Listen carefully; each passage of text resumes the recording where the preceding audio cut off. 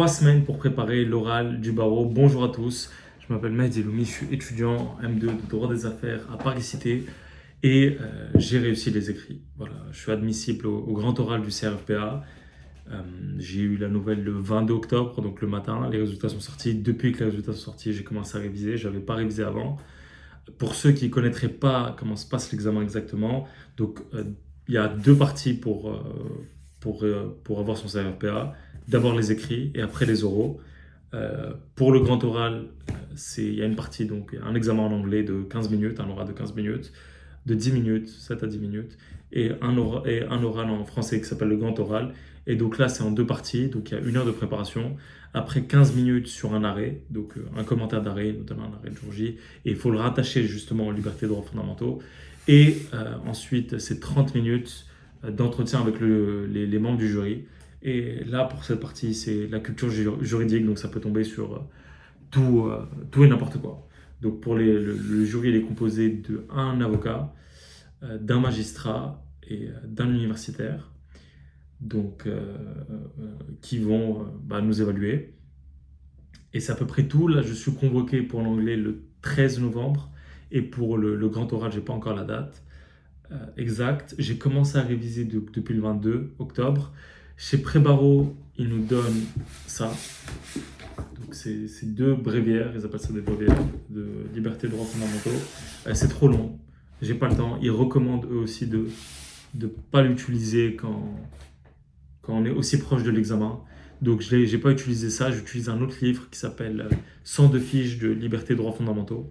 Ce qui est pas mal, c'est plus synthétique. Sinon pour mes notes aux écrits, alors j'ai eu 12,25 en droit des obligations, 11 en droit des affaires, 11 en procédure civile et 9 en note de synthèse. Voilà. Je finis à 10,6 de moyenne. Je pense que la note de synthèse baisse un peu la moyenne générale, mais bon, c'est pas trop grave. C'est une bonne surprise pour droit des obligations. Dans la vidéo juste avant, la veille des résultats, j'avais dit que je pensais que c'est celle que j'avais le plus ratée. J'avais dit que la partie sur la responsabilité extra-contractuelle, j'avais pas bien... pas très très bien bossé, on me l'a dit dans ma copie. Et c'est à peu près ce que j'avais dit dans la vidéo, c'est à peu près les reproches qu'on m'a fait sur mes copies. En procédure civile, on m'a reproché de ne pas avoir vu l'ARA. En droit des affaires, on m'a reproché de ne pas avoir traité le dernier exercice.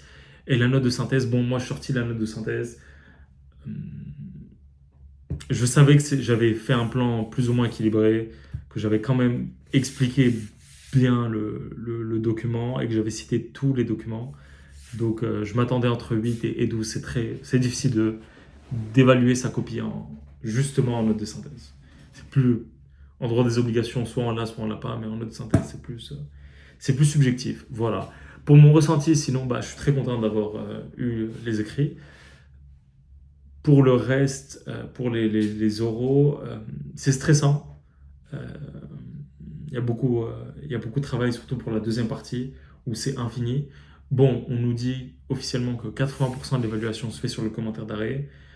On m'a aussi dit qu'il faisait plus ça sur une appréciation globale. Voilà, faut voir, ça changera la préparation de toute façon. Mais voilà. C'est à peu près tout. Je vous tiendrai au courant. De toute façon, comme d'hab, je ne vais pas expliquer plus mon méthode de travail. Ça se trouve, c'est pas la bonne. Et ouais, à très vite. De toute façon, je vous tiens au courant, moi. En tous les cas. Ciao.